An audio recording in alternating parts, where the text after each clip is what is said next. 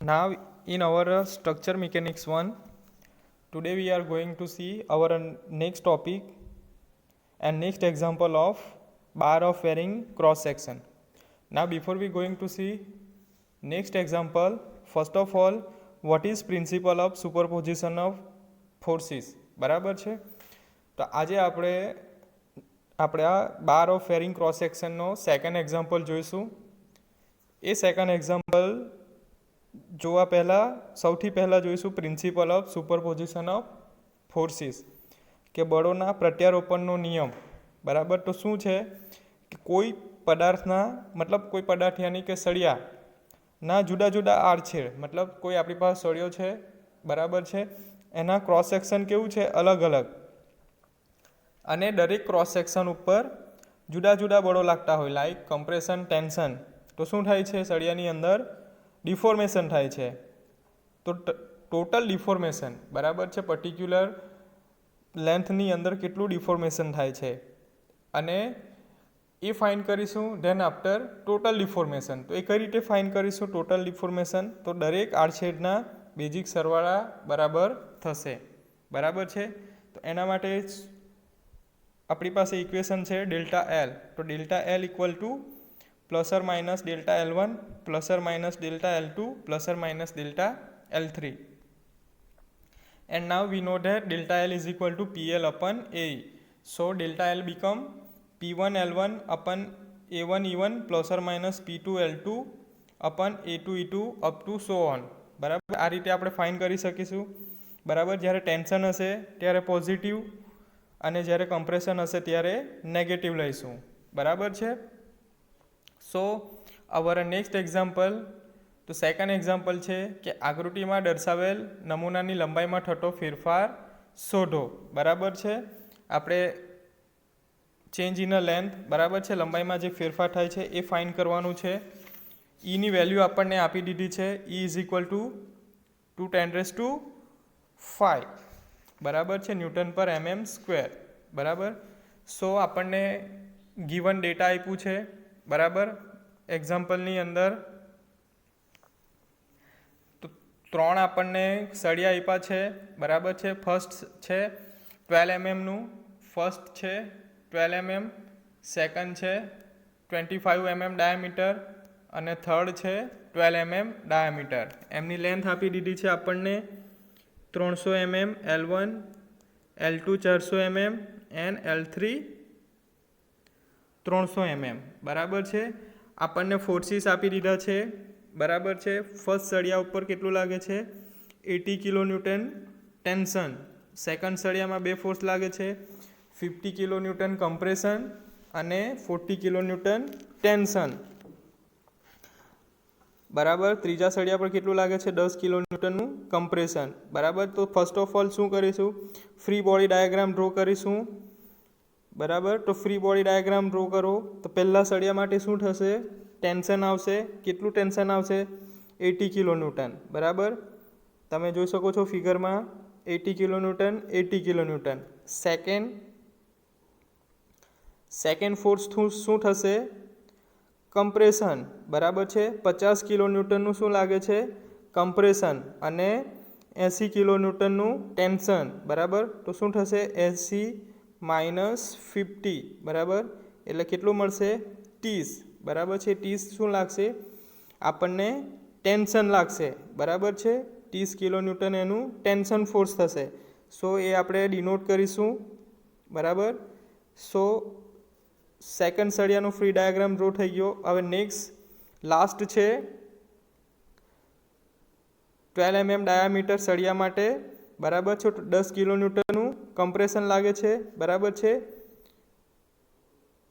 40 કિલોન્યુટનનું compression લાગે છે, અને 30 કિલોન્યુટનનું ટેન્શન લાગે છે. બરાબર છે. તો શું થશે, 40 માઇનસ 30. બરાબર. તો કેટલું મળશે, 10. બરાબર. તો 10 કિલોન્યુટનનું કમ્પ્રેશન મળશે. બરાબર. તો આ રીતે first of all figure draw કરો. બરાબર. ફ્રી બોડી ડાયાગ્રામ ડ્રો કરો. નાવ આપણી પાસે ડેલ્ટા એલ છે. બરાબર છે. Delta L change in a length equal to delta L1 plus or minus delta L2 plus or minus delta L3. બરાબર. તો આ રીતે આપણે ચેન્જ ઇન લેન્થ ફાઇન્ડ કરીશું, બરાબર છે। તો પહેલાં આપણે શું ફાઇન્ડ કરીશું, ડેલ્ટા L1, બરાબર છે। પહેલા સળિયા માટે આપણે ફાઇન્ડ કરીશું delta L1। So delta L1 is equal to P1 L1 upon A1 E1, બરાબર છે। આ સૂત્ર છે। આ સૂત્ર કઈ રીતે આવ્યું, આપણે આગળ જોયું હતું, stress is equal to P અપન A and strain is equal to delta L upon L, બરાબર। Stress is equal to force upon area, epsilon strain is equal to change in length upon original length. So શું આપણે બનાવવાનું છે, delta L। So we know that Young modulus E is equal to stress upon strain, so sigma equal to P અપન A and epsilon is equal to delta L upon L, બરાબર છે। તો શું થશે, આપણે ડેલ્ટા L ને કરતા બનાવવાના છે। સો E is equal to P into L અપન P into L delta L અપન A। So delta L cross multiplication થશે તો શું મળશે, delta L is equal to PL upon AE, બરાબર। તો આ રીતે આપણને ડેલ્ટા L નું ઇક્વેશન મળશે, બરાબર। તો delta L is equal to PL upon AE। So now equation become delta L is equal two first સળિયા માટે delta L1 plus delta L2 plus delta L3, delta L1 first સળિયા માટે, delta L2 second સળિયા માટે અને delta L3 third સળિયા માટે, બરાબર। અલગ અલગ સળિયાના ક્રોસ સેક્શન આપણને આપ્યા છે અને એમના ડાયામીટર આપ્યા છે, બરાબર। So delta L is equal to PL upon AE। So delta L is equal to P1 L1 upon A1 E1 plus P2 L2 upon A2 E2 plus P3 L3 upon A3 E3। તો આ રીતે આપણને delta L મળશે। બધી value છે આપણી પાસે। P ની વેલ્યુ કેટલી છે P1 માટે, બરાબર। સો P1 is equal two first સળિયા માટે P1 એટલે કેટલું ફોર્સ લાગે છે, 80 કિલો ન્યૂટન। સેકન્ડ માટે P2 is equal two 30 kilo newton અને P3 is equal two 10 kilo newton, બરાબર છે।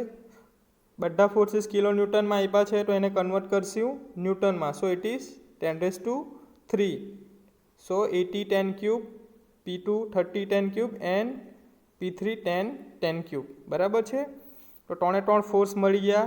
P છે, LB આપણને લેન્થ પણ આપી દીધી છે।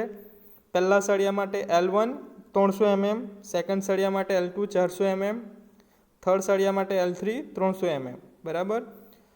E ની વેલ્યુ પણ આપણને આપી દીધી છે 2 × 10⁵ ન્યૂટન પર mm², બરાબર। હવે બાકી રહી આપણે વેલ્યુ કઈ ફાઇન્ડ કરવાની, A1, બરાબર। દરેક સળિયાનું આપણે એરિયા ફાઇન્ડ કરવાનું છે। તો એરિયા કેવી રીતે ફાઇન્ડ કરશું, સળિયો છે, બરાબર, સર્ક્યુલર ડાયામીટર હશે તો એનું એરિયા કઈ રીતે ફાઇન્ડ થશે, area is equal to π/4d²। So A is equal to π/4 into d², બરાબર છે। તો A1 શું થશે, A1 is equal to π/4 into d1², બરાબર। પહેલું ડાયામીટર કેટલું છે 300, બરાબર છે। તો π/4 ઇન્ટુ 12 છે, બરાબર, ડાયામીટર 12 છે। તો A1 is equal to π/4 into 12²। તો સિમ્પ્લિફાઈડ કરીશું તો ફર્સ્ટ એરિયા કેટલું મળશે, 113.09 mm²। Now second A2, same formula, π/4 into d², d is equal to 25 mm। So simplified it, so we get A2 is equal to 490.87 mm²। Now third diameter is 12, so we get also same A1 is equal to A3, so A3 is equal to 113.09 mm², બરાબર। તો આ રીતે આપણને area મળી ગયો। So now our formula is delta L is equal to P1 L1 upon A1 E1 plus P2 L2 upon A2 E2 plus P3 L3 upon A3 E3। So now put the value of P1, L1, A1 અને E1 બરાબર છે. First of all દરેક સળિયાની અંદર ઈની value same રહેશે. સો આપણે ઈને common કાઢીશું.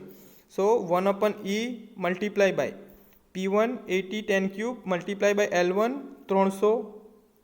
Than second P2 કેટલું છે 30 ગુણ્યા 10 cube multiply by L2 400 plus negative આ કમ્પ્રેશન આવશે. So negative 10 cube multiply by L3 300 બરાબર છે. ડિવાઇડેડ બાય એરિયા તો A1 110.09, A2 490.87 and A3 is equal to 113.09 mm². Now put all the value and simplified it. So we get the value delta L is equal to 1.05 mm બરાબર છે. તો લંબાઈમાં કેટલો વધારો થશે 1.05 mm બરાબર છે. તો આ જે સળિયાના ક્રોસ સેક્શન આપ્યા છે બરાબર છે આ રીતે.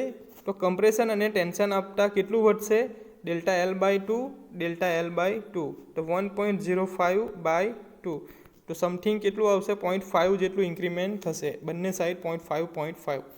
સો in this way we can find change in a length in the different type of cross section of the rod બરાબર છે. સો એક્ઝામમાં પૂછાઈ શકે છે GTU as well as mid સેમમાં.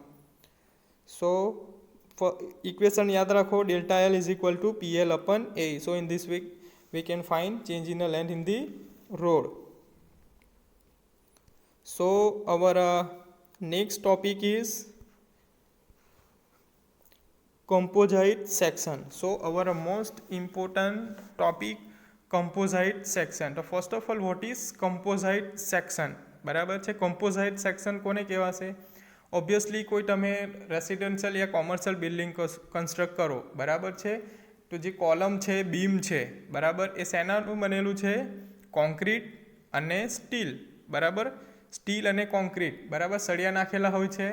સળિયા નાખ્યા બાદ એમાં શું કરે કોન્ક્રીટિંગ કરે. સો એ કયું કહેવાશે કમ્પોઝાઇટ સેક્શન બરાબર છે કે એમાં કોન્ક્રીટ પણ આવેલું છે અને સ્ટીલ પણ આવેલું છે. So it is called composite section. તો એને ડિફાઇન કરવું હોય તો કઈ રીતે થશે કે જો કોઈ સેક્શન 2 કે તેથી વધારે મટીરિયલનો બનેલો હોય તો એને શું કહેવાય કમ્પોઝાઇટ સેક્શન બરાબર છે. કે ફોર એક્ઝામ્પલ સ્ટીલ અને કોપર બરાબર છે, સ્ટીલ અને બ્રાસ, સ્ટીલ અને કોન્ક્રીટ અને કોપર અને એલ્યુમિનિયમ બરાબર. So it is the example of composite section બરાબર છે. એક આપણને ફિગર બતાવી છે બરાબર કમ્પોઝાઇટ સેક્શનનું કે મટીરિયલ 1 અને મટીરિયલ 2. સપોઝ કોઈ સ્ટીલ છે મટીરિયલ 1 અને સેકન્ડ છે steel material 2 it is copper બરાબર છે. તો મટીરિયલ બનેલું છે રિજિડ પ્લેટ. બંને મટીરિયલ શેનાથી કનેક્ટ થયેલા છે રિજિડ પ્લેટ વડે બરાબર. એના ઉપર કોન્સન્ટ્રેટેડ પોઈન્ટ લોડ P લાગે છે બરાબર ટોપ ઉપર અને એના બોટમ ઉપર રેઝિસ્ટિંગ ફોર્સ P1 અને P2 લાગે છે બરાબર છે. કે ધારો કે કોઈ પદાર્થ 2 મટીરિયલનો બનેલો છે બરાબર છે. તો P ઇક્વલ ટુ કમ્પોઝાઇટ સેક્શન પર લાગતો કુલ ભાર બંને મટીરિયલની લંબાઈ સરખી છે બરાબર છે. આ P છે એ મટીરિયલ પર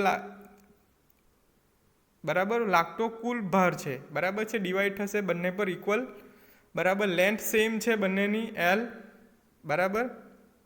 સો L1 is equal two L2 બરાબર. બંને મટીરિયલનું ડેલ્ટા L પણ સરખું થાય છે બરાબર. ફોર્સના લીધે ચેન્જમાં લંબાઈમાં ઇન્ક્રીમેન્ટ અને ડિક્રીમેન્ટ સેમ થશે બરાબર છે. ઇક્વલ ફોર્સ છે, ઇક્વલ લેન્થ છે. So there is also equal delta L. So delta L1 equal to delta L2.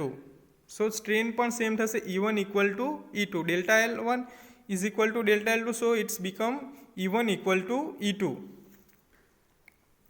બરાબર. નાવ વી નો ધેટ આપણને ખબર છે બરાબર. Suppose E1 equal to E2 બરાબર. આપણને ખબર છે young modulus E equal to stress upon strain. તો strain equal to stress upon young modulus. તો E equal to stress strain is equal to stress upon young modulus બરાબર. તો આ રીતે ફોર્મ્યુલા બનશે. So we have E1 equal to E2 બરાબર. strain in material 1 equal to strain in material 2. So sigma 1 E1 equal to sigma 2 upon E2 બરાબર. stress in material 1 divided by young modulus in material 1 is equal to stress in material 2 divided by young modulus in material 2. So it is P બરાબર. શું બનશે? it is P. So P is equal to P1 plus P2 બરાબર. P is equal to P1 plus P2 બરાબર છે. Sorry, હા, આ total force લાગે છે. કેટલો ફોર્સ લાગે છે? P લાગે છે બરાબર. મટીરિયલ A પર P1 અને મટીરિયલ 2 પર P2. So P is equal to P1 plus P2. So we know that sigma is equal to P અપન A બરાબર. તો P શું થશે? સિગ્મા ઇન્ટુ A બરાબર છે. P equal to sigma into A. So P equal to P1 plus P2. So P1 equal to sigma A1 plus sigma A2 બરાબર. So એ equation બનશે P માટેનું. So this is called composite section બરાબર છે. તો જ્યારે કોઈ section 2 અથવા 2થી વધારે મટીરિયલનું બનેલું હોય તો તેને શું કહેવાય છે? કમ્પોઝાઇટ સેક્શન અથવા બરાબર કમ્પોઝાઇટ સેક્શન કહેવાશે. Now next modular ratio M. તો કોઈ પણ બે મટીરિયલની મોડ્યુલસ ઇલાસ્ટિસિટીના ગુણોત્તરને મોડ્યુલર રેશિયો કહે છે. તો મોડ્યુલર રેશિયો કોને કહેવાય? E ફોર સ્ટીલ અને E ફોર કોન્ક્રીટ બરાબર છે. કે મોડ્યુલસ ઇલાસ્ટિસિટી ઓફ સ્ટીલ અને મોડ્યુલસ ઓફ ઇલાસ્ટિસિટી ઓફ કોન્ક્રીટને શું કહેવાશે? Modular ratio. So M is equal two ES અપન EC બરાબર છે. Young modulus in steel, young modulus in concrete. So in this way this is called, we can find modular ratio, young modulus. So what is composite section? કે જો કોઈ section 2 કે તેથી વધારે મટીરિયલનો બનેલો હોય એને શું કહેવાય છે? કમ્પોઝાઇટ સેક્શન.